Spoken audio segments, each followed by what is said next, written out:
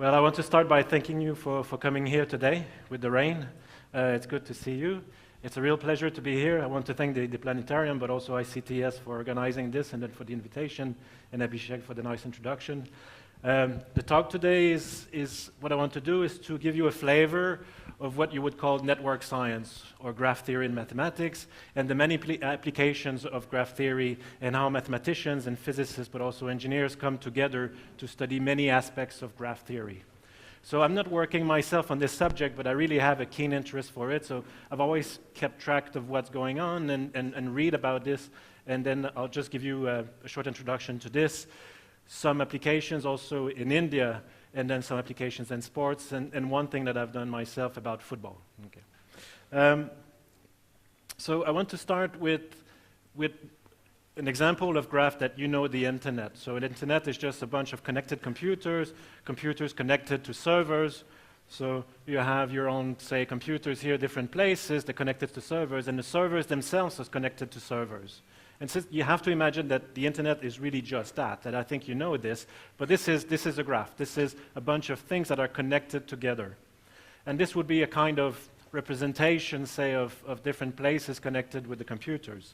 Now, if you go a bit bigger, you'll know that the servers will be connected to other servers, and then you have bigger servers that are responsible for moving the huge traffic around different places. And here you have the map of the main connection lines for internet in the US.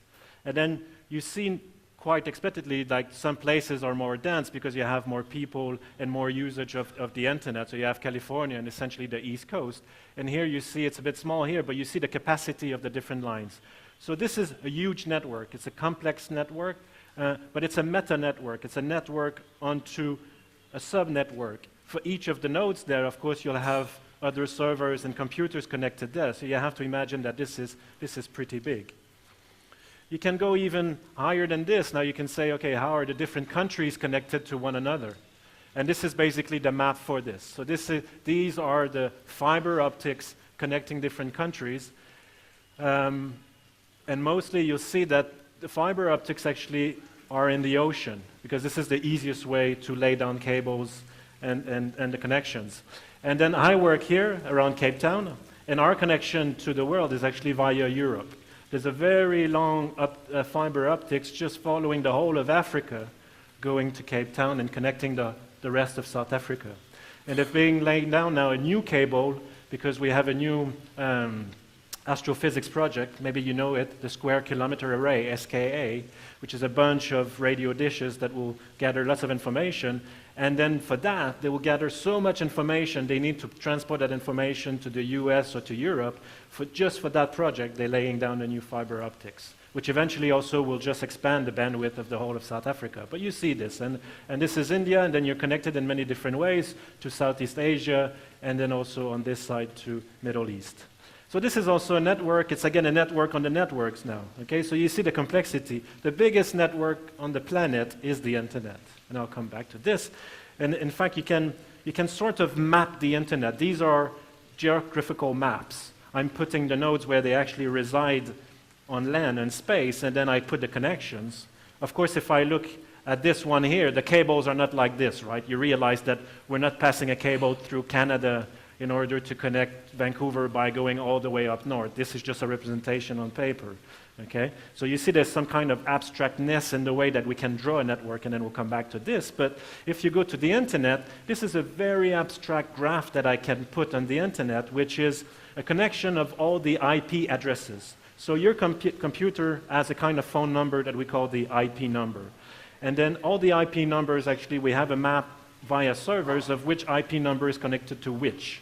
And then you can draw a map of the connection, and what you get is something like this, with a bit of color, with a bit of pushing the nodes away in order to see things, but this is what you see. This is just actually a small portion of the whole internet. We wouldn't be able to actually map the whole internet because it's too big. Okay, and this is here a zoom of a tiny location where you have now a server, and the server connecting to different IP numbers. So you have to imagine that this huge constellation of IP numbers is made up of servers and computers like this. Okay? But you see, it's a graph. We call it's a network, it's a net, it's a graph. And then what will come slowly to see is that we can study the characteristic of that graph using mathematics, and this is where I want to go. Now, before I get there, I want to show you more graphs, and graphs that are sort of closer to here. This is the Indian Railway map, very complicated, covering a lot of space, with some very slow lines, some very fast lines, and I suppose there'll be a new one that's supposed to be coming with the bullet train. I hope you get more bullet trains in the country in the future years. But this is what you get, a very complicated network, and now the representation is actually also a geographical representation. The nodes are exactly where they are in the country, okay? But I could replace this as a more fancy map too if I wanted, probably wouldn't be useful. Another one is the Air India connection map with the different flights, which is quite dense too, connecting the different cities, the major cities. If I put now Blue Jet on this, it's going to be even more dense, and I could put also all the other airways. But you see again the point, complex networks with different connections, and it's not clear that this network actually has anything to do with the railway network. They could have different characteristics, and then we will want to study how similar or different they are, and then we'll need some mathematics for this. Now, I don't know if you recognize this one. What is this? This is the bus density network, if you want, of Bangalore. Okay, and the thicker the line, then the more volume we have for the people transportation in Bangalore, and I believe the dots are essentially the bus stop. Okay, this is a nice map which I found. It's not so much a connection, but you see a kind of network. It's the road network of Bangalore, the major road network of Bangalore, on which we overlay somehow the capacity or the flow of people by volume. Okay? You can imagine actually drawing this kind of map for other things also, say for the Uber cabs, or for the, what's the more local one here, I forgot the name, the Ola cabs. What do I need to draw something like this? I need information. I need to be counting the number of people going from one place to another. I need data, right? There's lots of data around, and there's lots of complex networks that you can study, and I'll make that point near the very end, is that we need people to study data, and then companies need people to study data, and the kind of people they need are mathematicians, engineers, and physicists, because we're good at this kind of data analysis. Okay? I think this will become clear by the end of the talk. Here's another one which is quite interesting. This is just a snapshot of Uber Lyft map in San Francisco. So what you have here is essentially the pickup point of different peoples, with the circle representing the volume of people and where they go. Okay, so here I think it's like you have different people coming from the suburbs, and they all converge to where they work in the center of the city. And this data is actually provided by Uber, not the data itself, but the graph. Okay? So this is another complex networks where you see now the starting location, the end location with the volume overlaid on the geographical map. For this, again, you need loads of data. That data, though, is not available. But you can imagine that Uber has lots of that data. Every user going from one point to another, the time it took for the travel, which road we're taking, and so on. What do they do with this data? They must be doing something. Who's processing that data? What kind of people are looking into this? And what do you do with that? There's some kind of optimization for sure for Uber, because if they know that more people are coming from this neighborhood, they'll be sending more cars in that direction. And then Ola actually does that too. Okay? So lots of data, but the main point again is the sort of graphical representation of that data. And then we'll come to this. Now, here's another one that you know a lot too, which is now a social network, the graph of your friends. So this is something you can do yourself by going on Facebook, and they used, actually, it's in the slide, you'll see it. There's an app on some other website that can actually go on Facebook, take all your friends, and then create something like this, a graph of all your connections, a graph of all your friends. So I found two such graphs here on the internet, one from this guy, Brendan Griffith, I don't know, he's not one of my friends, okay, so I'm not in there. And then another guy, Chris Krug there. And this is just really the graph of the Facebook friends you have. And then you can draw this, actually, I give this talk also to school kids, and then we have a big piece of paper, and then we try to draw that graph for them on the piece of paper. They put themselves, they put their friends, they put the friends of their friends, and then they see how the connections somehow go back. Okay, and then you see it here. What do you see here? So you see that sometimes a friend of a friend can be your friend too, so they're sort of loops. You see also communities. So here somehow the drawing of the graph was sort of pushed and colored in order to emphasize some community. So it could be that, I don't know where Brendan is in this, might be maybe in the center, I don't know, but this might be the guys he's working with. This might be, maybe he's in a football team, and so this is the sports side of his life. This is the work side of his life. Maybe this is his family. So you see that you can separate communities into a graph, and these communities are so, they're natural to you. You know these communities. You know actually how they are constructed. The community is just a set of people that are more tightly connected, right? You know how to recognize them socially, but if I give you a big graph like this without the coloring and even without the positioning of the node, how do you recognize the community? How do you do this? If the graph is so large like the internet that you cannot even see it, how do you detect communities? Okay, so you see there are some very deep and interesting questions about graph that you can ask yourself. How many friends that you have? This will be like how many nodes that you have in the graph. That's a very basic question. What's the density of connection? How many friends do friends have on average? How many communities? What are the communities and so on? Okay? Now you see that here this guy has just drawn his graph in a different way. He's put all the friends on a circle, so each dot in a way on the circle is a friend with the name there, which you can't see, and he's just putting the straight lines between the different friends. So it's a very different representation of a graph, and it doesn't show the community. Okay, so this is an important point about graphs, is that there's not one representation of a graph. I've shown you the geographical representation of a graph, but I can lift that graph from the geographical representation and just lay it out in a different way. And this is what we're doing here. And there might be ways that will reveal more information than other ways. And this is the case here. If you want to see community, this is not a good way to see it. This is a good way to see it. Okay, so how you actually draw a graph is up to you, and there are efficient ways to draw graphs and non-efficient ways to draw graphs. And then you sort of realize it too, and then we see this with the kids. They start drawing their friends, and they go very tightly, and then they want to put another friend there, and they can't. So they want to push the node away, but they've already drawn that circle on the piece of paper. So what we do instead is that we put just tiny coins, if you want. So we put coins for the different friends, and then when they see that it gets too crowded, they just push the coins away, and they start to optimize the layout of the graph. And this is something you can do. Here's the last example I want to show. So this is something I've done myself. In 2010, there was the World Cup in South Africa, the World Cup of football in South Africa, and FIFA at the time was generous enough to put all the data about every game of the match on its website. So we thought, okay, this is summer, we don't know what to do, we're a bit bored, so let's use that data and then do something with it. And they were putting after every match, they were putting all the data about all the passes between players. So they was putting this matrix of passes between players, and we thought, oh, this is great. We can actually add this up and then put this in a graphical representation.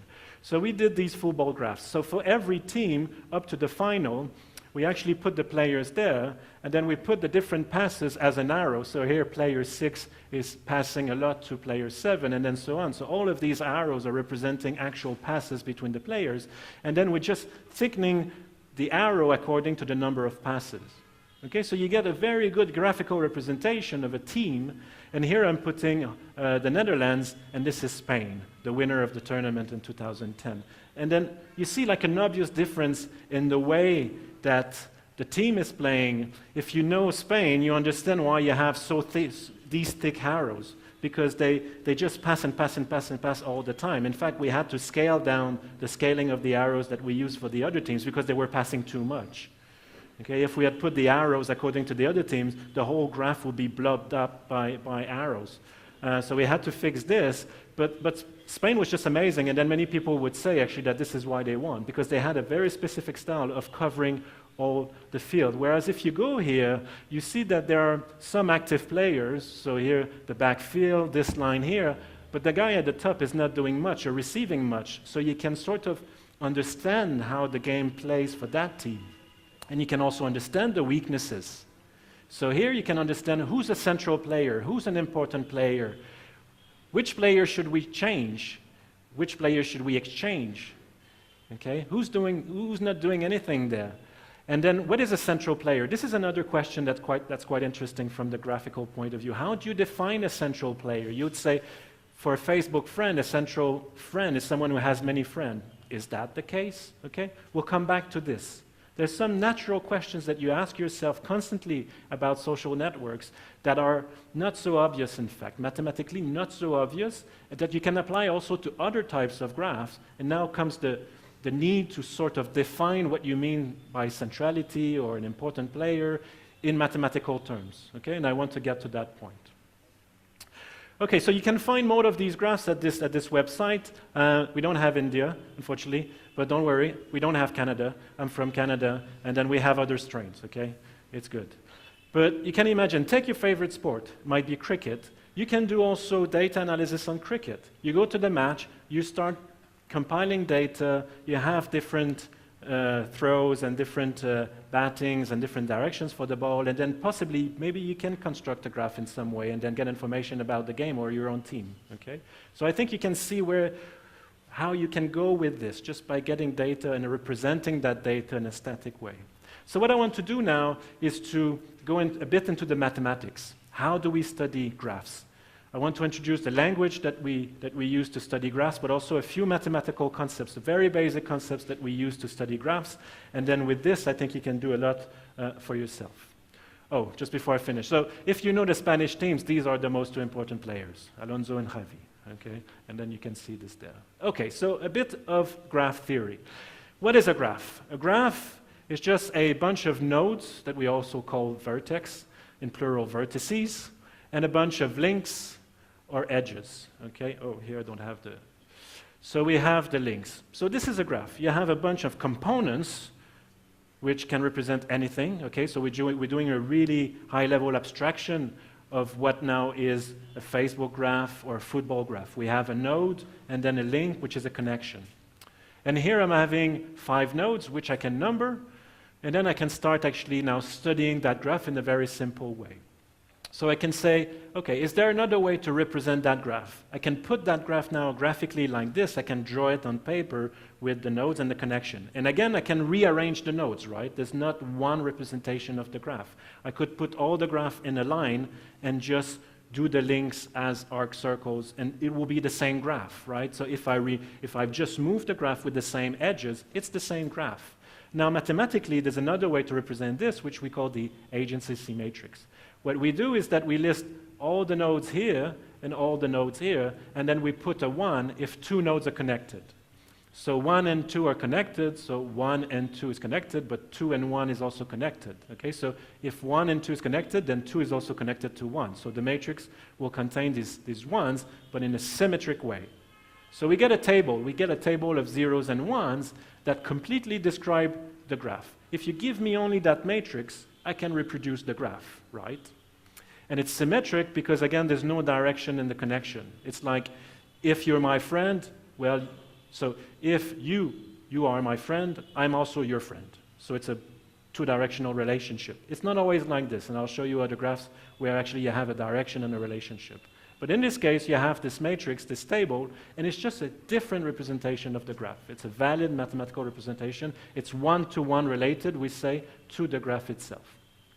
And this is useful because now you can introduce some mathematics. I can now play with this matrix to calculate different things and not just look at the graphical representation and do things. So for instance, I can calculate what we call the degree of a node. This is just the number of connections emanating from the node. So node 1 has 1 connection. Node 2 has 3 connections.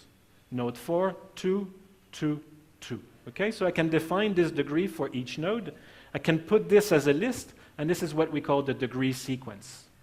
So node 1, node 2, node 3, 4, 5. 1, 3, 2, 2, 2. I can actually calculate this from the agency matrix, so I don't need to count on the graph, in fact. So I can write a computer program. Given a graph, you actually calculate the agency C matrix, and from the agency matrix, I can calculate the degree sequence.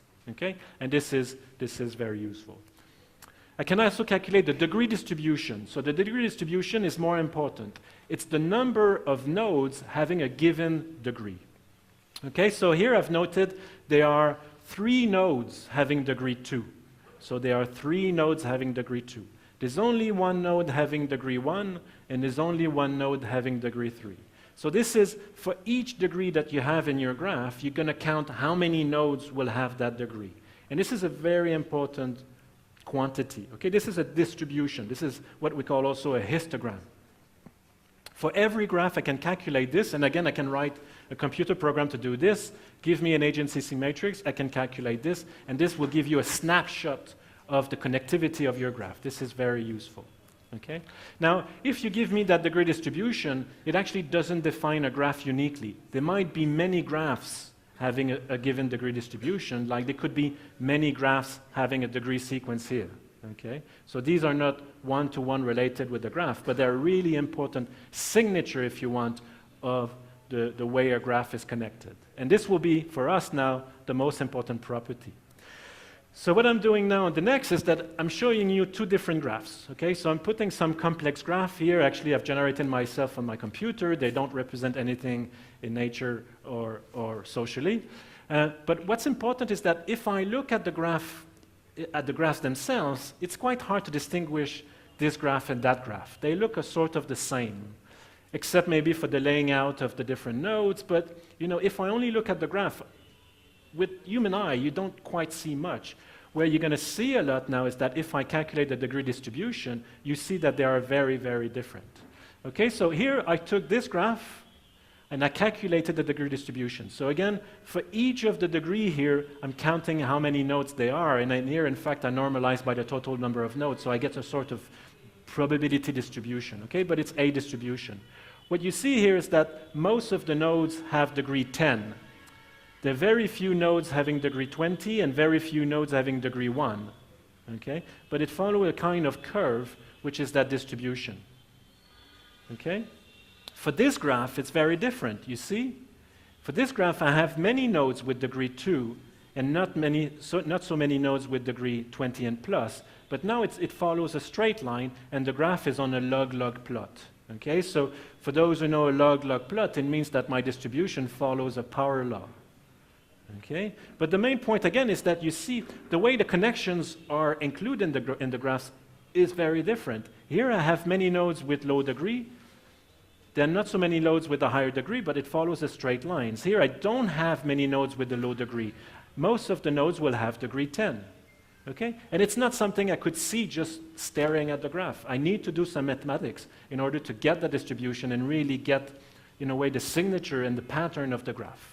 What I'm putting also on this graph is the nodes that have the highest connection. So these are in reds. Okay, so here you see quite a bit, here you see, and then you see here there's a node here that's highly connected. We call this a hub. Okay, and a hub is very, very likely to arise if you have a graph that has this straight line distribution, the degree distribution that has a power law. And I'll mention a few more words about this.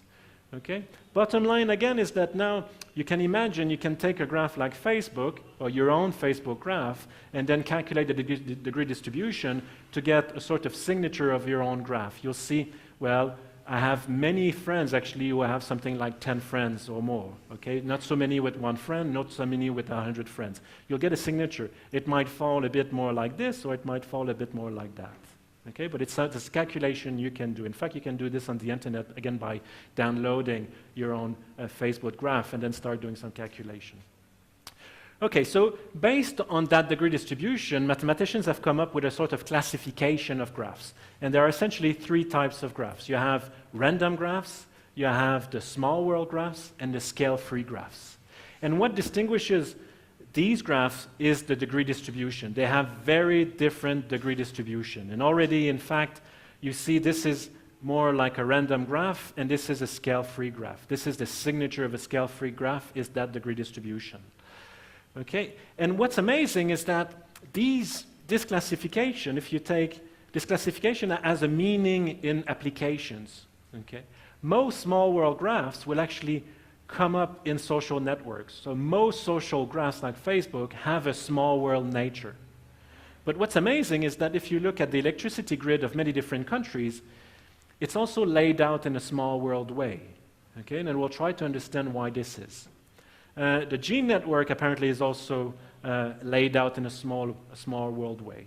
And the nice property of a small world network, which I'll discuss in a minute, is that even though you have many nodes, there's a small distance with the nodes. And this is a bit like the social network. You know that you can connect yourself to anybody on the planet using 6 degrees of separation, 6 friends. Okay? So you might actually connect yourself to someone you don't know in China, but there will be a sort of friendship connection to that people involving only 6, 7 people. This is amazing. Okay? Why this is? It's in the way that the graph of friendship is actually connected that you can get this property of having a small distance between nodes, and I'll mention a few words about this. Now, not all graphs in nature or in our world have the small world property. So we find another type of graph, which we call scale-free. And scale-free is more like the one I've shown before, where you have a power law distribution of degrees. For this type of graph, you have hubs. So you have something that's really connected to something that's connected less, but that is also highly connected compared to the other ones. So you have a bit of that structure, a bit of that hierarchical structure where you have a hub connecting to other hubs, and then you have widows or orphans at the end, which are only connected by one link. Okay? So this actually is how the internet is laid out. If you look at the degree distribution of the internet, you see it follows a power law distribution, and again, that's a signature of these scale-free networks. Connections of sexual partners has been studied in Scandinavia, and they also show something like this. Okay? You can infer your own conclusions about this. Airline connections are also like this, and this is actually sort of natural. We know this because you have big cities that will serve as hubs. Okay, like Dubai, for instance, or Chicago in the States. They have many, many connections, and they have many more connections than other airports because they serve as hubs. Scientific citation is also like this, so people have done this. You can draw the graph of citation, which papers cite which other paper that cites which other paper. So it's a bit like a Facebook graph, but not friendship, but citation links. And people have done this, and they also see a sort of hierarchical structure that follows this. And again, it makes sense because you have really highly cited people, like the superstars in science, like in physics. We can recognize these superstars. They're highly cited. And then you have people at the edge who are not cited at all. What's amazing, though, is that it really follows a power law distribution. And again, the property that you have here is the highly connected nodes, the hubs. Okay? And then we'll discuss this again when we'll try to define what it means to have a central node. How do you define centrality? Okay. What I want to do now is to focus on this one and discuss with a bit more details this property of small world network that has a small distance in a graph that can be quite big. Okay?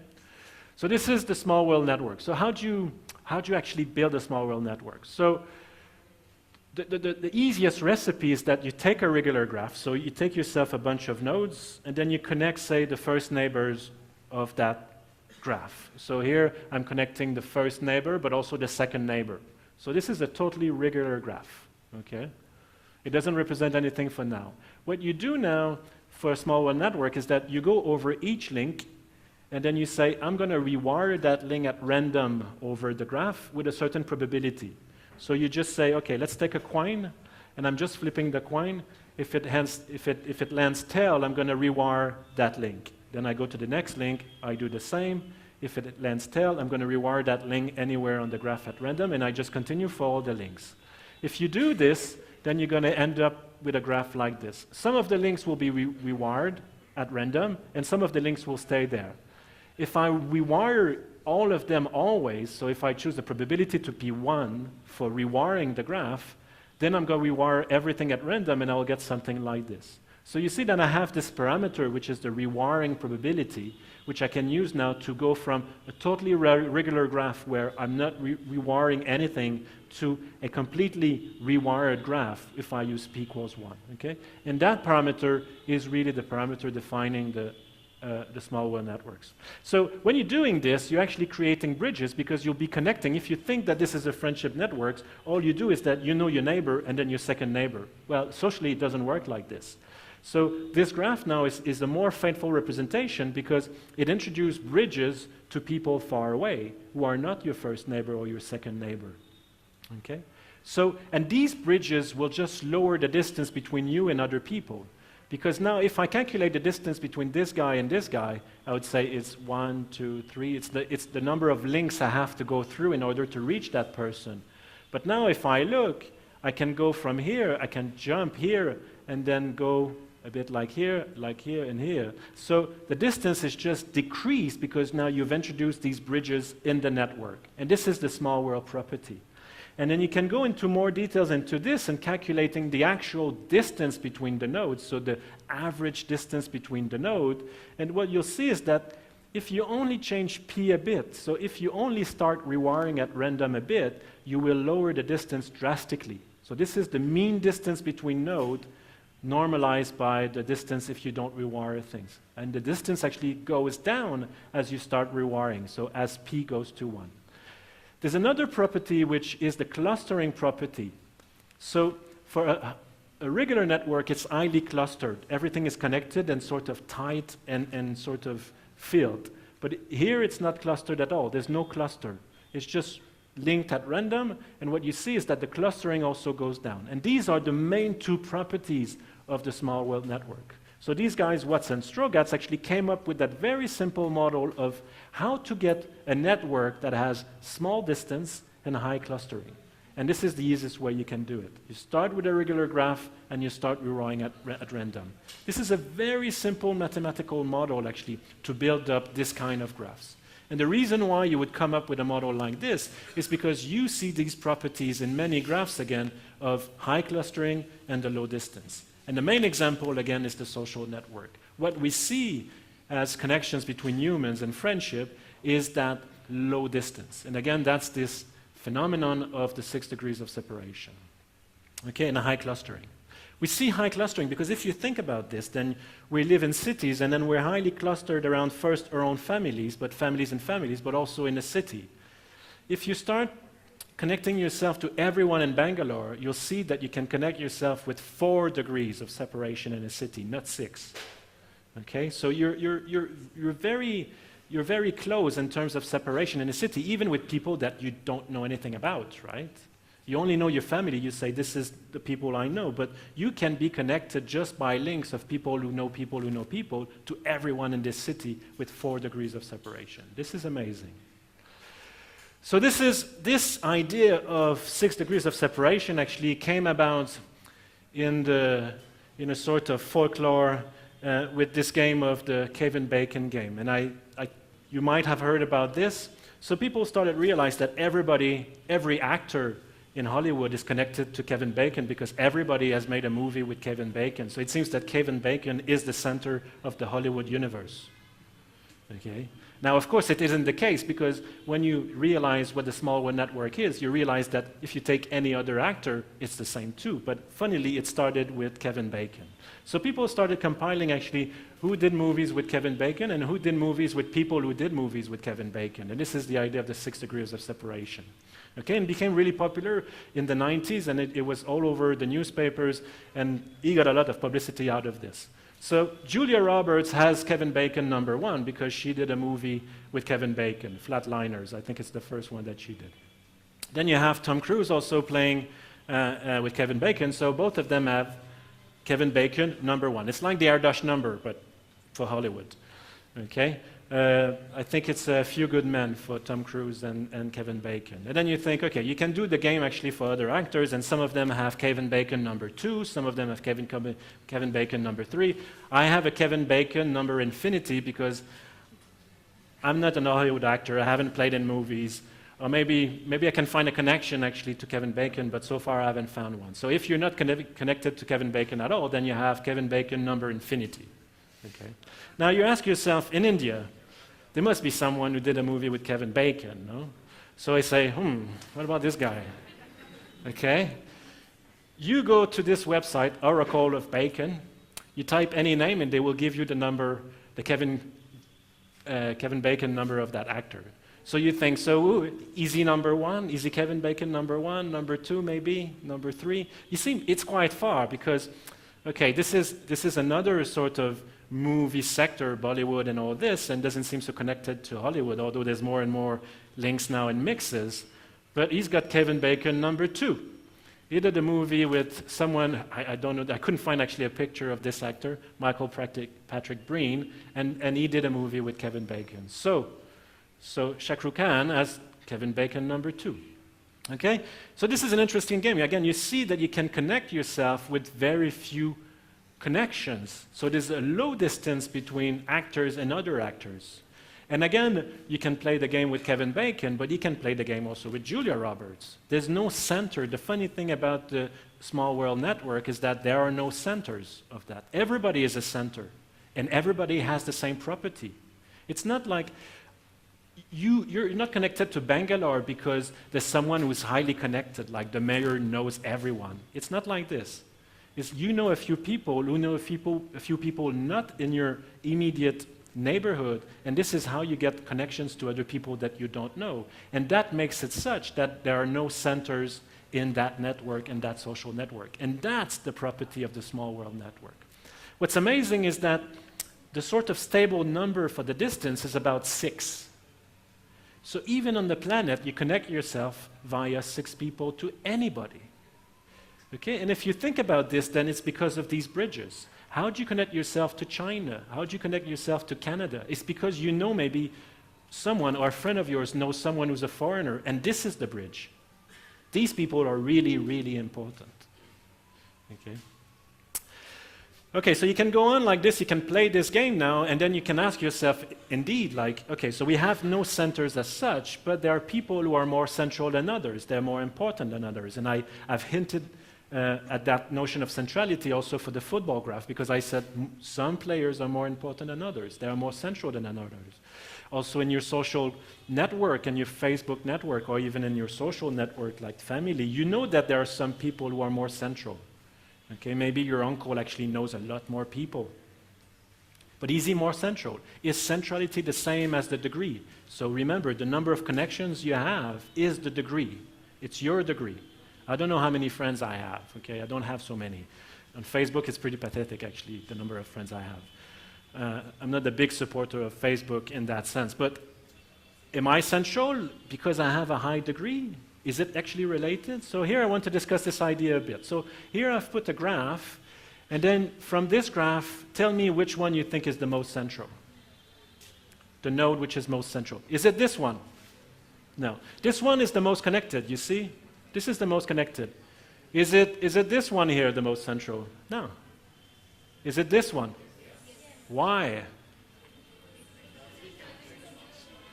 It's the bridge, right? Another way to say it is that if I remove this guy here, I'm going to end up with 2 different graphs. Okay? And this is the notion of centrality. If I remove this guy here, I'm not changing the graph by that much. It doesn't become disconnected. So centrality is more this. Is a central node will be a node that has the most effect if you remove it. Okay? So it's not necessarily related to a high degree. It can match the highest degree in some cases, but it's not necessarily related to the highest degree. Okay? So this is the link to many connections, but it's also, you can define this mathematically, and then I'm not putting the formula, but I could actually write down a mathematical formula on the slide. Given some agency C matrix, I can calculate the centrality of each node. I can do this. Okay? Here I'm just saying the centrality is some function of the agency C matrix. There are actually different notions of centrality, but the main point again is that it doesn't just count the number of connections. It counts also the effect somehow of removing a node into the graph. Mathematically, the way it's defined is, it's essentially, it's the node that has the most path going through that person. Okay? And this is like a bridge again. I will be central if your connection to other people on the planet really hinges a lot on me. So if I'm removed in some way, okay, you lose these connections. This is centrality. And again, I've said there are many different notions of centrality that have these names: betweenness, PageRank, and degree centrality. And then you might have heard about PageRank. PageRank is used Google. What is PageRank?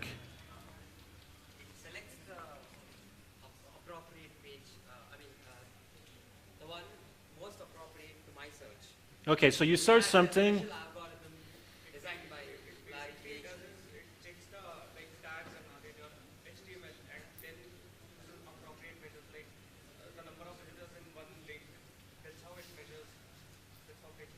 Yes, so when you search on Google, these are good answers, thank you. When you search on Google, you don't get random searches results, right? That would be quite nice actually to have a random search engine, no?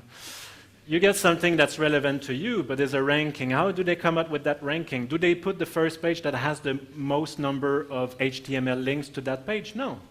Okay? What they calculate for each of the website is a sort of score, which is called the page rank, and they will be listing the pages according to the page rank. This is why it's called the page rank. Okay? And they have a patent for this. This is how they started, and they were the first website, the search site, to have this ranking. Before this, we had something quite difficult to navigate through, Alta Vista. Anybody knowing Alta Vista here? Okay, even before Alta Vista, have you actually... Mosaic was the browser, but have you been on the internet before search engine? Anybody here? No? I have. I had a website that was not on any search engine because there were no search engine. Okay. You imagine, so that's another story, but the internet has evolved quickly and so quickly, but it's also because of the connections. There's so many connections that we are swamped by connections. We need search engines, and we need automatic search engine in order to make sense of that complexity and that mess, to be honest. It's not just complexity, it's a mess too. Okay, so the point I want to make now, I was just going away from my main line, is that PageRank is one notion of centrality. It's just not the number of connections to a page, it's how a page is important. Okay? Okay, so I'll show you a good example of what centrality means and why we should actually compute centrality. I couldn't find an Indian example. I've given that talk before to an Italian crowd, so I had some Italian examples, and now I wanted to change my examples to Indian examples, but I couldn't find one like this. So this is the graph of the main electrical connection, so the electricity grid of Italy. So these are the round dots, and then the stars are actually the servers that control the flows and control the whole electricity grid of Italy. Okay, so if the servers go down, the electricity goes down too. Okay, and if the electricity lines themselves go down, then you lose electricity. But the critical aspect of that network is the server network actually laying on top of the electricity grid. So you have communication servers, 39 communication servers, and the main power grid is 310 circles like this. And it's known actually that the electricity grid in Italy is not so good. It's subject to many disruptions and many blackouts. And so people have tried to look to say, okay, but where is that coming from? There's a failure, there's a weakness in the graph. Where is that weakness? It might be coming because you have some central nodes that are too much affected by something and they disrupt the whole network. So let's find out what are the central nodes. So here you have the probability of failure according to the color like this, and you see Sicily is not so good, and this is also a known fact that there are many blackouts in Sicily because the infrastructure is older there compared to the north. In fact, in Italy, if you know it, there's a huge north-south divide, okay, which might be similar also in India.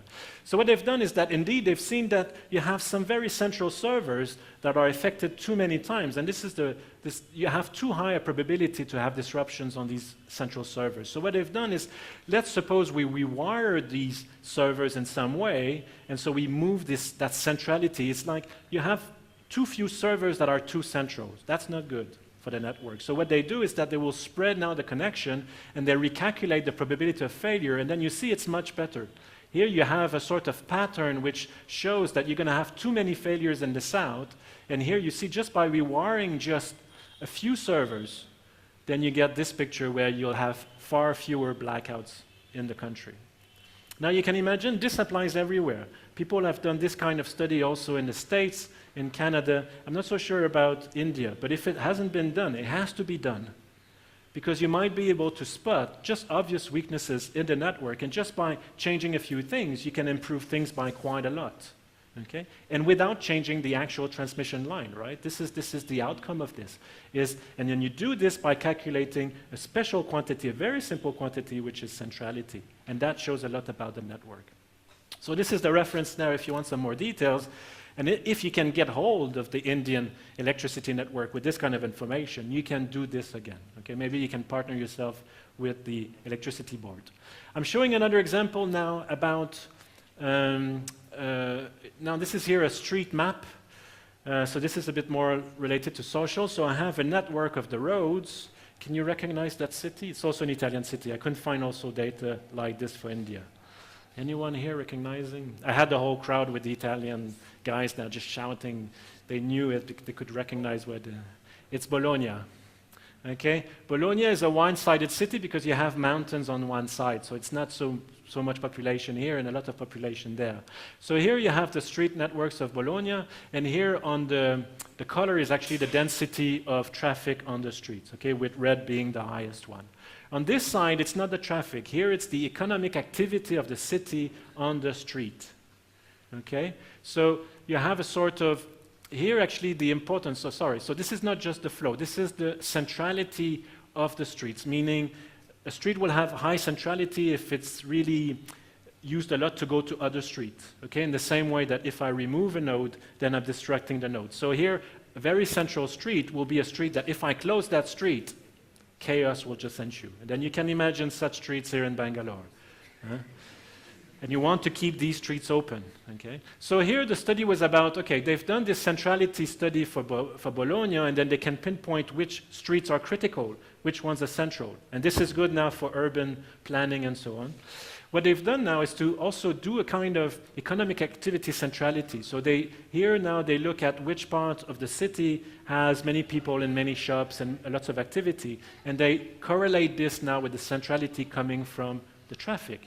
Okay, so you see this correlation between two networks. Here I have a network of activity, here I have a network of traffic, but I can correlate the two, of course, because the more traffic you have, maybe the more activity you have economically, and then so on. And so things are correlated. You can devise two networks that will be correlated. Other example could be like you have the electricity network with the gas network. It's known that they are correlated. So the use of energy, of course, is correlated on different sources like this. Okay? Now you see again the point I've made before is that there's lots of data behind this. How do you get that data?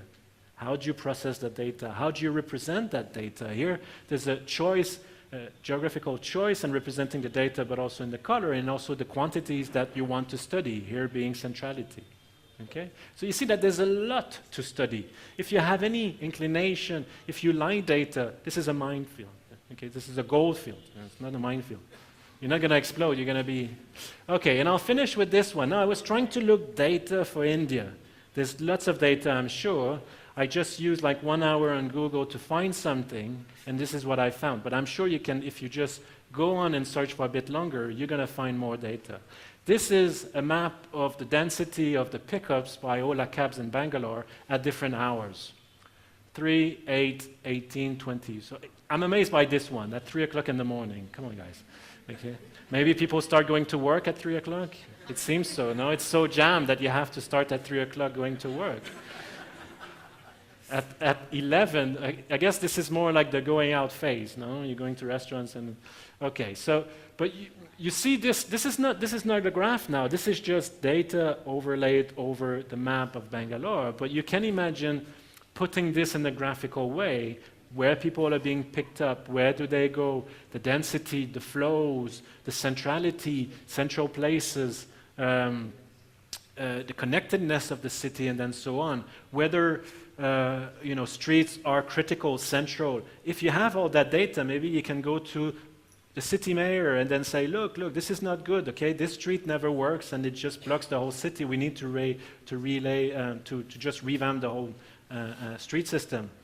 Okay, there's lots to do. I think you see the potential, no? It's an easy also potential to tap on as long as you have the data. So you have to get all of the data now. You have to go to places where you can get the data, or maybe you have to go where the data is. You have to work for these people. So I'm pretty sure that Ola doesn't make that data freely available. Okay, they've just put these 4 pictures there to give a sense of the kind of data they have. And just these pictures actually tell me that these guys have a big team of researchers just working every day live on the data. So what they seem to be doing is that so actually what they do is that they give a mobile phone to every driver, right? So they can track that driver in real time, all the transactions, the location and everything. So they have a live map of all the drivers in the city, where they go, for how long they stay there, how they get actually jammed too on the traffic. So if it's jam on the traffic, they send information to the other drivers to say, avoid this part and go around that part, okay? This is amazing, but you need people to do it. Who's doing this now, okay? Guys like you. Okay, young mathematicians, engineers, and physicists who will be playing with that data. The data is available in that company. And of course, they won't make it available outside because the competition, of course, will get a hold of that data and then start playing with it. So you can imagine, and many other companies actually will have this kind of thing. And this is actually where most of the research is. And unfortunately, I would say most of the research is secret research because the forefront of network research these days is in companies. Google, Facebook. Facebook is known to be doing a lot, of course, of graph studies because I don't know if you noticed this, but if you've been a user of Facebook for a long time, the way that they were proposing friends to you, a possible connection, was pretty bad. Okay, they could see that you maybe have a friend, they would propose like the family of that person. And it wasn't so good. Like you wouldn't say, oh no, I want to be friends with that person. I don't really know that person. But now the suggestion system is really good. Okay, because they just made it more clever. They just don't go on the first connection or the second connection. Now they go to the central people and then look at the connection of the central people to actually feed back to see if possibly these could be your friend. And who's done this? Well, you can imagine there's a huge team of network scientists working for Facebook and just devising new algorithms to calculate different things like centrality and stuff like this. And again, they need people like this. So here I'm giving an idea of the current research, but I cannot be complete on that front because, again, I believe that most of the research is done within companies. And before that research will be made public, then it will take some time. They will be making a bit of money on that research before they release it. So a big subject is, as I mentioned before, community detection. If I give you a graph, how do you detect community? This is not so obvious. Okay? It's a bit like the centrality problem, but more difficult. And here you have different algorithms, and the application for this is you can identify communities, but also if you're on Amazon, is there Amazon in India? Yes, okay, good. So when you buy something, they suggest you something else. How do they do this? You know, it's not just someone knowing, it's like, oh, if he's bought gloves there, maybe he likes also some skis. No, we're in India here. So it's more clever than this, right? And it's related to community, but now the communities are between objects, not people. They're between commodities. So this is for the community, or this is actually an example for the community. So here I'm putting a graph. You don't see any community here. Here I'm just redrawing the same graph, but now I'm pushing things away a bit, and now it's clear that you see the community. Here I have 4 communities in that graph, but you wouldn't see it here. Okay, it's the same graph. So how can you actually automatize something like this? You need a computer program to take a huge graph and just process something and then spit you another graph with the community detected. And this is how it's being done. Actually, I haven't done this myself. My computer has done that separation. Okay. Another area of research which is very relevant to Bangalore is how networks evolve in time. Okay, so far I've presented only networks that are static. They're there, they're like that, they don't change. But of course you can imagine that social networks, urban networks actually grow and grow and grow and grow. How do the links get created? Are they created at random? No. Okay. If you look at how Bangalore is growing, it's growing very fast. There's a kind of plan, or semi-plan, I would say, in the way that it's growing. Maybe it could be more planned. Maybe it could be more planned with more research on networks in order to identify regions that should be expanded and other regions not expanded and rework and so on. And then you have many different cities now having people actually working for them in that direction. They look at the graph, they calculate different things, and they propose a new plan now for the urban development. Okay? I'm not sure if Bangalore has one, but it would be useful to have one. Beijing has one, and then you can see that Beijing is growing in a very ordered way, very, very planned way. In fact, they're planning neighbors 10 years in advance now. Okay, they're already planning the circular roads around Beijing and the new metro line, but in a way that's sort of very efficient. And they use network scientists, I believe, I'm not so sure, but I would bet that they use network scientists and urban planners having some mathematical training to do this. And the last one is something I worked a bit on. This is you can have a network, and then you can have something moving on the network. Okay? And a road network is an example like this. You sort of imagine that you have a random walk, a sort of diffusion process onto a network. So the road network in Bangalore is as it is. But then you have moving things on that network. And then the things moving depends on the time of the day. And then so you have some traffic in some direction, you have some flow a lot to the middle in the morning, and then some flow outside in the afternoon. And so this is a process. It's not a totally ordered process. It's a sort of random process, but not so random. So there's some randomness in that process, and it's moving. And the way things move on that graph, on that networks, depends on the graph itself. So it depends on the geometry of the graph. So you see that you can have a dynamical system onto a graph, and the way that the dynamical system will evolve depends on the graph itself. And there's lots of research on this. And one area is disease spreading. Imagine that, I don't know if you have flu season here in Bangalore, I guess you do, but how does flu actually propagate? Okay, it's through friends. And how do you sort of limit that spread? Well, you might want to inoculate people, central people, from the disease and then stop the spreading. And people do this for some diseases, not so much for the flu. And then you think, what if you have a pandemic now? How does it spread onto the world? Where do you think, if we have really a pandemic, like a disease that will cover the whole world very quickly, how will it spread? What's the most likely way to spread? Food and water, but to reach really the world very quickly. How is air, planes, hubs, airports. Probably the first place to close if you see that you have a pandemic is Dubai. Okay? And there was a case like this because there was Ebola in Western Africa, and then they closed the surrounding, they didn't close the countries around Western Africa. What they did is they had now an action to limit the spreading in airports, not the countries around, because this is not where the spreading is. And this insight will come from graph theory. Okay? So you see where this goes. There are many, many aspects of your life now that you can see through the lens of graphs. I hope as you go out now, what you'll see is not people, but the links between them. This is what I see myself now. I don't see the nodes, I see the links. Maybe this is another joke, that when you start learning physics, at some point you learn like kinematics and vectors, and then you start driving, you get into the car of your parents, and now you don't see the car anymore, you see vectors. No? I see vector when I throw a ball. I don't see the ball, I see the vector of the ball.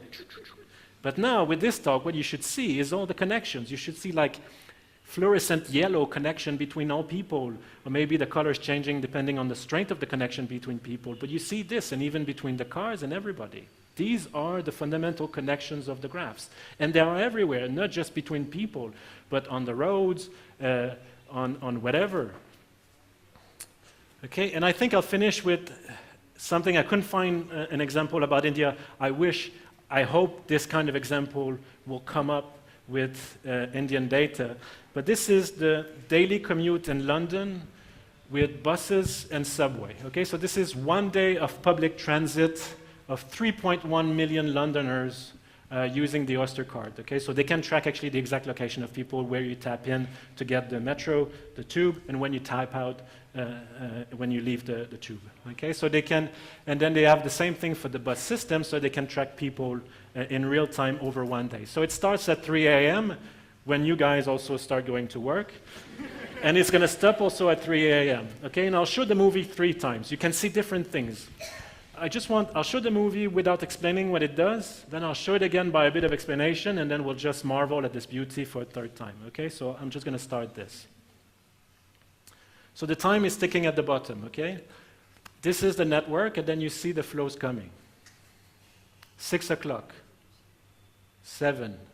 Okay, everybody's working in the center, not surprisingly, 8 o'clock. Okay, now it settles a bit, people are at work, 10 o'clock.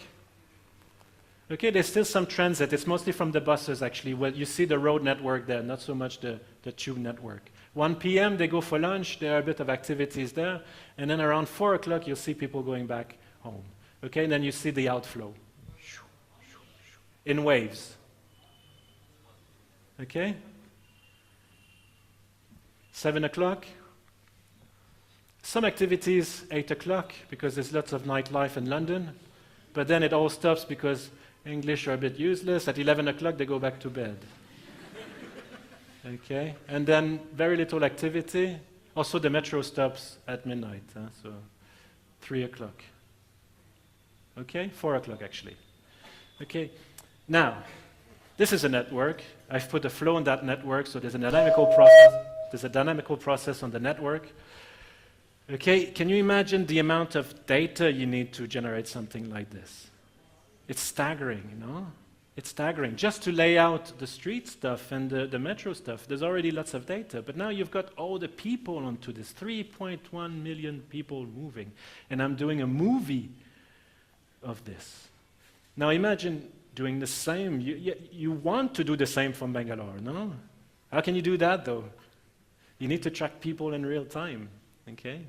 I'm sure it will come at some point in big cities, and then you want to see what are the commuting patterns. And this is very useful. This is not just a gimmick to produce a nice video. It's something very useful because Transport for London can look at this and then see if there's any problem in some places. In fact, they have a real check of the network, like a live check of the network to see if something is not working, and then they can actually direct people using other routes and things like this. But they can also plan the expansion of the network. They can see where people live and where you have most commuters and so on. So it's not just, of course, it's really interesting. I'm just amazed by the video, and I see the mathematical beauty of this and the data analysis that's involved here. But it has application, and it has really fundamental applications for our well-being and then optimizing things, okay? I want to finish now and just seeing this again and just not talking because it's too beautiful. Huh? Oh, please on. So I don't know how many times I've seen that video, but I don't get tired of it. I was in London before. I was living about here.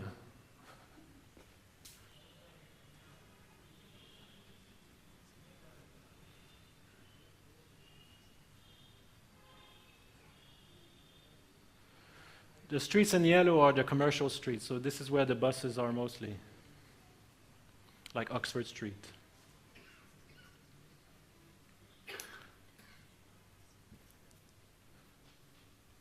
And what's amazing again is that they all go in waves. Why do they go in waves, you think?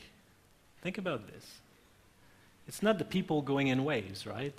There's something in the transport that produces waves. The timing, yes. But why? But the timing should average out in different places. There shouldn't be waves, right? It's amazing that you have waves. And now everybody's sleeping. I don't know what these guys are doing. There's still some buses actually there. Okay, I'll stop here. Thank you very much.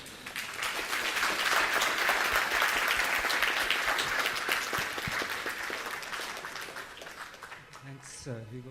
Fascinating talk. So we'll take some questions. Sure. Okay.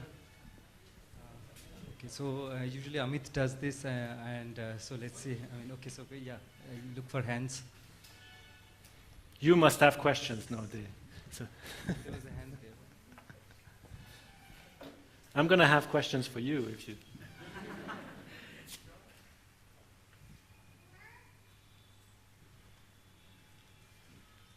There's one there. It's a wonderful talk, and thank you. I'm sure we had our lessons to improve the city traffic. And I wondered, some of this data must be very sensitive too, right? Like, yes.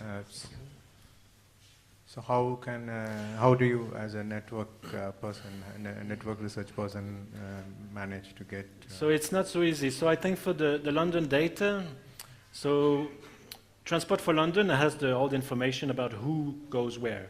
But for the study, they just removed all that identification. So they just so it was done by MIT, so they've just given just the timing data, but removed everything. And it's very common, actually, when you start doing this kind of study, that you have to, there's lots of dealing with the people having the data in order to remove that level of like personality, like identification of people and so on. So there's lots, it's not so easy to get the data. And also, it's funny because there was a time, I would say 10 years ago, where it was easy to get data about drafts. You just like call a company and say, oh, I would like to have some data. And you say, yeah, sure. But now companies have realized that there's a value to data. And they're not giving that data now freely, because either you have to buy it, or they will actually use that data themselves to do research. So one example is the football passes. We had that data free in 2010, but for the next championship in 2014, FIFA didn't put the data on the website. We had to buy it. But I think it's part of the process of research. Find the data, really sort of struggle to find the data at some point, but it's worth it. And then, of course, when you have the data, you have to start cleaning the data. The data is never as clean as you want. So even here, you have to process, there's lots of data processing before you even get to producing the video. So there's lots of work, it's just obtaining the data. Then the more interesting work, of course, in studying the data and the graphs themselves.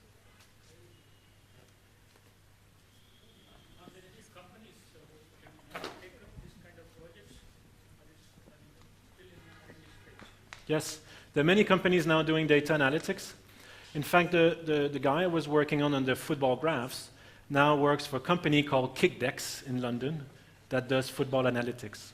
All the premiership teams now have people doing graph-related data analysis for them. And you can imagine, okay? So basically you have a mathematician working for Chelsea. Okay, you have to imagine this, which is amazing, no? It's amazing. So don't be shy. If you have, again, I want to say this, like, who are these people? There's no specific training in graph theory, right? You have to take mathematics or network science. Some universities will have programs on network science, but you don't need to go there to do this. You have to have a sound grounding in mathematics, engineering, programming mostly. If you know how to program and have an inclination for mathematics, this is your field, okay? You'll never be out of work if you work on data related to graphs. Okay, so it could be sports company. In London, there are two companies providing data. One is UpToSport, and the other one, I don't remember the name, but they sell data now privately to different places, and quite a high price too. So I know they sell data about cricket, about rugby, about football, about tennis. And they're selling the data mostly to betting companies, because for the betting companies, you have to come up with the odds. How do you do this? You need the data. Okay, so they don't really look at graphs, but they look at probabilities. But it's the same game. You have data, and then you're doing mathematics on it. So there's lots to be done, and it's not, for some reason, it's not natural to think in that direction, although it's everywhere. It's everywhere around us. Okay, we'll take the question there, and then there's one question there. Yeah. Hello, sir. Which softwares are you using to analyze this data, like normal Hadoop? So I'm using myself Mathematica, Okay. which is kind of an expensive piece of software that we use in physics and mathematics, but it's usually you have a free license if you're working at the university. I'm pretty sure like ISC would have a license for Mathematica and ICTS would have a license, so I don't know. But there's plenty of others. So this is a commercial software, but Python actually has a whole library of network-related routines and functions, and this is free. So I don't remember what's the name of the Python library for graphs, but it's huge, it's big. In fact, the friend I was working with preferred to use Python, but I was using Mathematica. There's a lot. I think Python is actually, I would say, most developed to study graphs. Yeah. Yes. And this is free, so go for it. Yeah, SciPy would be like for the scientific calculation. NumPy also, but I think there's something really specific for graphs. And BISMAP. So for drawing graphs, for studying centrality, they have centrality measures between nest, page rank, all of this, it's all been programmed already. So you don't have to reinvent the wheel actually in studying this. You really get the library and then start with the functions. Thank you. Hi, thanks for the amazing talk. I just was curious to know about one thing. So you talked about different kinds of networks like internet, for example, and then you talked about meta networks on top of it and stuff like that. And also you mentioned different kinds of networks like small word networks and scale-free networks. So I was curious to know, are there examples where on different abstract levels, like on one meta network and then meta network, there are different kinds of these worlds, like on one level there are small worlds and the next level? Yes. Sometimes. Yeah. Could you share some examples? I'm not so sure about examples, but for the layered networks, you have many examples. So for example, you have, if you look at the highway networks, like street networks, and then the truck delivery networks, that's on top of it. And then you would have also then the guys driving have their own friends, and lots of friends within the truck companies. And then, so you see, you can, like 3 stories of networks already, and they're connected, right? And the properties would have to be different too. Okay, so in this case, I guess the street networks will be small world, and the friendship networks will be small world, and the flow, it's something else. But they don't need to have the same topology, we say. But they will be related somehow, because one level influences the other one. Okay? Now, if you think about friendship networks is based a lot on family. And family is just a human thing. Okay? We have to be born somewhere. And that defines family. And then our first friends are, well, family members. They're family. We wouldn't call them friends. But it starts like this. So you have these nuclei of families, and this is where the major relationships are. But then you have, again, these bridges of people not in your family. So if you know me, you have access to Canada. Okay? That's the basic point. I have access to India via Abhishek, so I've known Abhishek for 5 years, and then that's my connection to India. That's why I came here in the first place. And these are the bridges. Okay, but you see that the way connections are built has to have some explanation. It's not just ad hoc. Why is the electricity grid small world, but the airline network is scale-free? Okay? There has to be an explanation for this, and there are explanations for this. How you build the network actually will define its topology. The purpose of the network also will define its topology. So it's all related like this. And if you have layer networks, they will feed back on one another in the way that they are growing or working. You spoke about this. Maybe we'll take that and Thank you so much for your talk. I had a question about how do you know if you're a bridge? So sometimes you assume, like you said, that if you have a lot of connections, that you have power. Yes. This is probably more of a social question. But I think, especially in the last couple of years with a lot of unrest in the world, it's become clear that some people can become a bridge. Yes. In ways that they might not have known. Yes, they can become a hub. Yes, so that's a centrality question. You can calculate, depending on the application, so I can look at the Twitter followers, and then I can calculate hubs. I can pinpoint hubs because I can calculate centrality or just degree of different people on Twitter and see how many. I mean, the various measures say would be the number of Twitter followers. That's easy to calculate, but it's not necessarily a centrality thing, right? Most followers is not necessarily central. So how do you define central people hubs? Well, there are measures. So give me the graph. I can really calculate for each node what is the centrality of that node, what is the hub index of that node, what is the page rank of that hub, of that node. And then like this, I can identify. And you can see if they're becoming a bridge? Yes. Some nodes in a network that evolves in time could have a node that's not so important, but after some time, as the graph expands or is rewired, a node can become more important. You know this in terms of streets. When Bangalore was around in the 70s as a small town, there were some streets that weren't important and now are major, are really, really important now for the modern version of Bangalore. So yeah, and what is a hub in the future can become an irrelevant node. Dubai is a big airplane hub now, but nobody's saying that in 50 years' time that will be the case. It's really, so the very interesting aspect of these graphs now is that they're time evolving. They change. There's a dynamics to it. They're not static. And that makes them really, really, really interesting. I have two questions. One is you spoke about this 6th degree of freedom, the connection. So other than brute force, what would be an approach to, there are two people here. Can we really, is it a problem which is something solvable?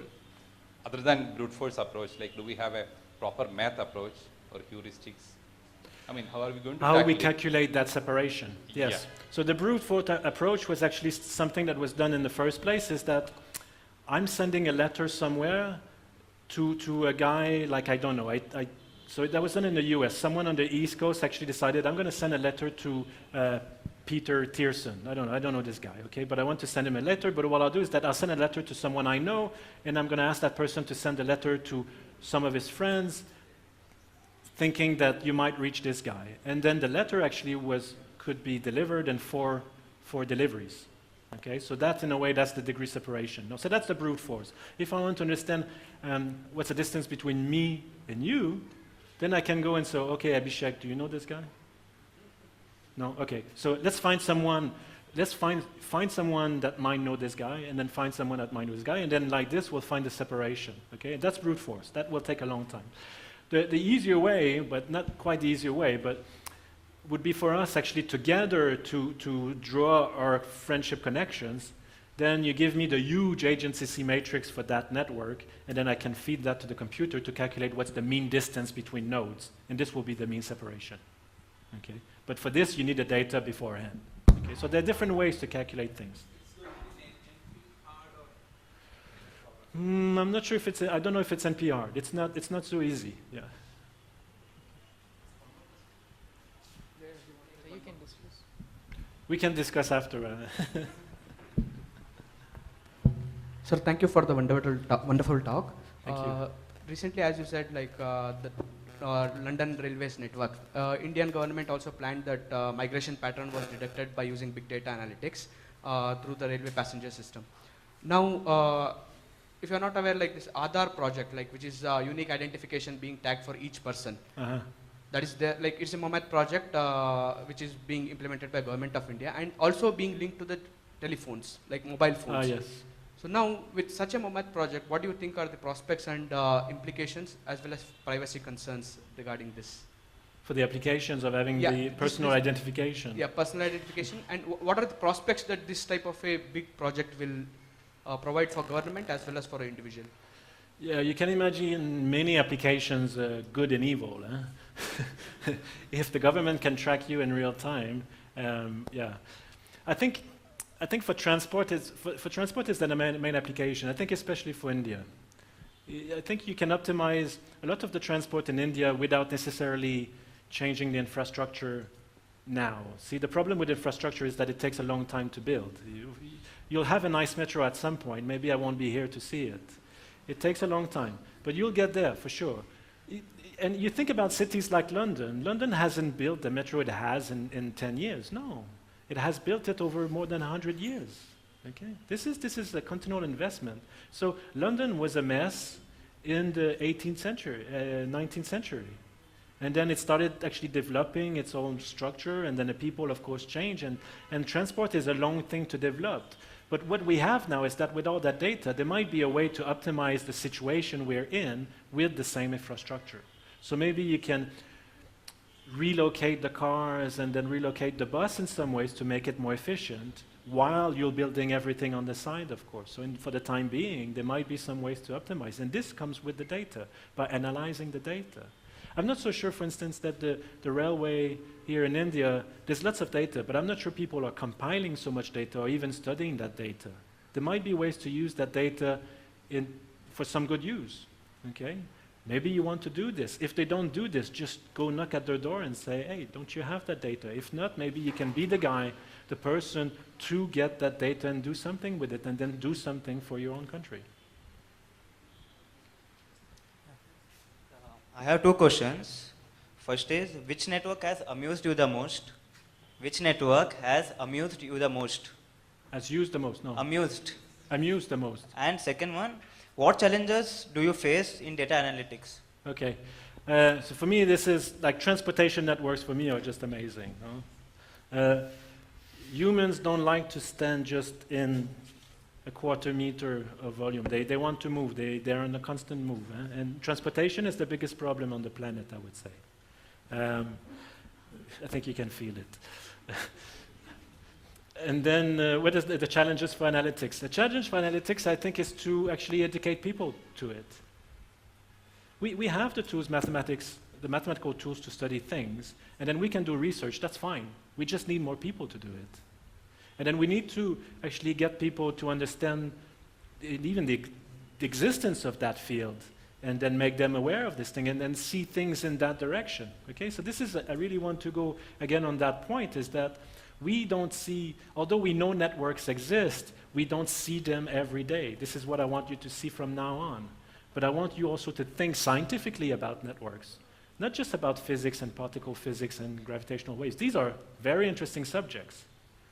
But there's a lot more that is actually around us that we can study also scientifically, and graphs are definitely one of that subject. Education is the main challenge. Hey.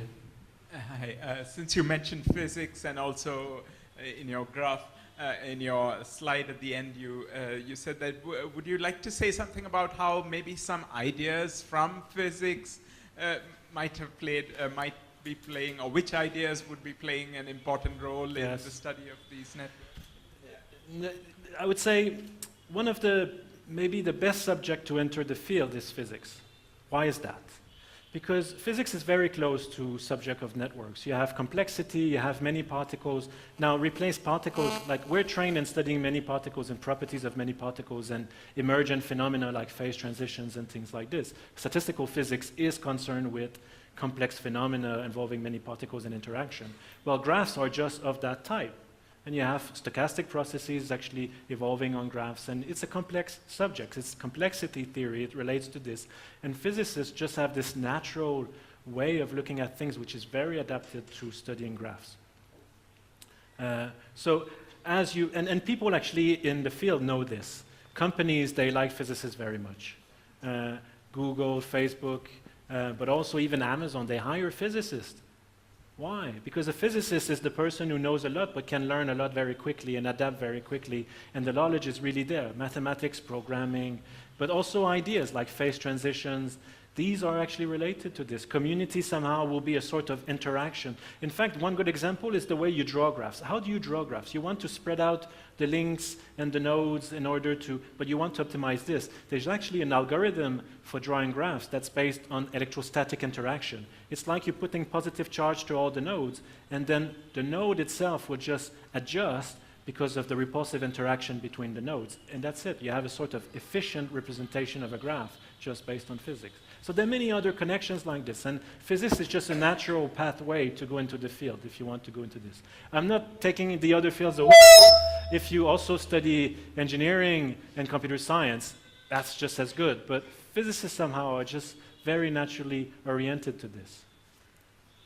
Hey, hi, thanks for the talk. I have seen some of your models like small scale and random models. All these are bidirectional, right? Do we have any yes, I forgot to, yes. Combination of unidirectional and bidirectional as well, or some other? So the examples I've put, it's just one link, right? So a node is connecting to another node, so they're connected. But you can imagine having arrows, and I haven't actually put any examples where I have arrows, but yeah, the passing example was so that's a directed graph. Okay, so a player is passing in that direction. It doesn't mean that this guy will pass back. Okay, so this is a directed network. There are lots of directed networks. Streets actually flows will be directed networks too. And these are just slightly more complicated, but you can still represent them with the agency C matrix. It's just that you put a sign now onto the connection. Or you just put a number, but you don't put the number onto the other ones. Okay, and then you have weighted networks also, like the graph. The football graphs, I put the line a bit thicker if you have more passes. I could have put a number also on to say how many passes that I have. So you have these weighted graphs. Not all links are the same. They have a number, an index attached to them. Okay, so you have different graphs like this, but they more or less work the same. The mathematics is more or less the same.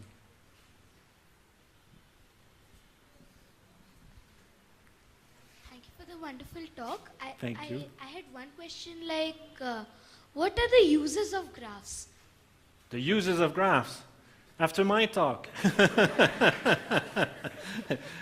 There are many uses. I'm sure you can find one yourself. If you go to school, tomorrow is Monday. So you go to school tomorrow, Monday, and then you start drawing the graphs of just not your friends, that's too easy, okay? But imagine another relationship that you have with people, and then you can draw the graph of that relationship. Okay, it doesn't have to be friendship. See, that's the thing. Also, even a social network doesn't have to be a friendship-based network. It could be a collaboration-based network. So I can draw the graph of all the people I work with. It could be the graph of people I play football with. And maybe a guy you play football with, or cricket with, plays with another guy who plays cricket with. Okay, but it doesn't mean that you play with the third guy. So you can start drawing graphs.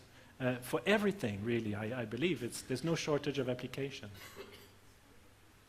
Thank you. Should be included maybe in the high school or primary school curriculum also. Yeah. It's something that would be nice. Hello. Maybe last question. Sorry, thank you again. And there are many discoveries and inventions have got a connection with the previous work. So have you done any such network analysis on? Of discoveries. Not myself. So again, I'm not really doing research in the field, but I know there's been research on patents. How patents are related to one another. So patents are really, it's not like something invents something out of the blue individually, it's often related to other discoveries, and people have looked at connections between different patents to sort of kind of see a hierarchy of patents. Yes. Okay, so let's thank Hugo again for a really wonderful talk. Thank you. And,